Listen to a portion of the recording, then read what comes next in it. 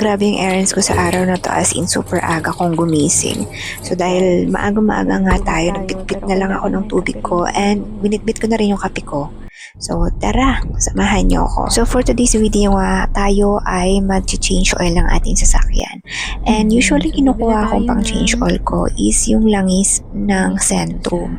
Baka naman, shout out Centrum. Pangalawa na to na endorsement ko sa inyo ha. So simula nung nag-Centrum ako, ito na talaga yung brand na kinukuha ko paulit-ulit every time na mag-change oil ako.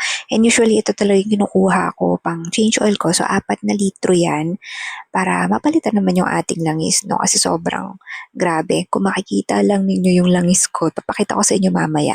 Tapos, syempre, magpapalit na rin tayo ng coolant. And ito yung brand na ginagamit ko. So, 2 litro na nga yung kinuha ko. Kung may matitira man yan, ibibigay ko na lang sa tatay ko. So, bago tayo mag-proceed doon sa talyer, magagas up na rin tayo para minsan ang lakad na, diba? So, andito na nga tayo sa talyer at tinatanggal nga nila yung lumang langis. Nakita naman ninyo, grabe, chocolate na, oh. Grabe talaga, as in, kamot ulo talaga. And syempre, papalitan na rin natin tong filter ng sasakyan kasi hindi naman tayo pwede mag-change oil yung hindi pinapalitan ng ating filter. Ayan, nakala ko face lang ang pinifilteran pero pati pala sasakyan, diba?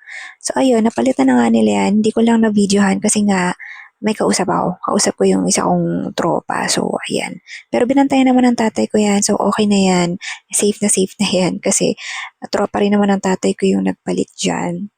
So, okay na tayo sa errand na to. Okay na tayo sa errand ng pagpapalit ng langis ng ating sasakyan. At dahil okay na tayo dito, tara na sa next errand natin. Ang errand natin ngayon ay magpapa-car wash tayo. Kasi sobrang dumi na rin ng ating sasakyan. Hindi lang masyadong obvious pero ayan, sa totoong buhay, sobrang dumi niya, sobrang alikabok.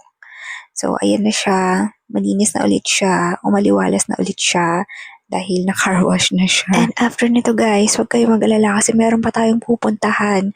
Aayusin naman natin yung taillight ng ating sasakyan.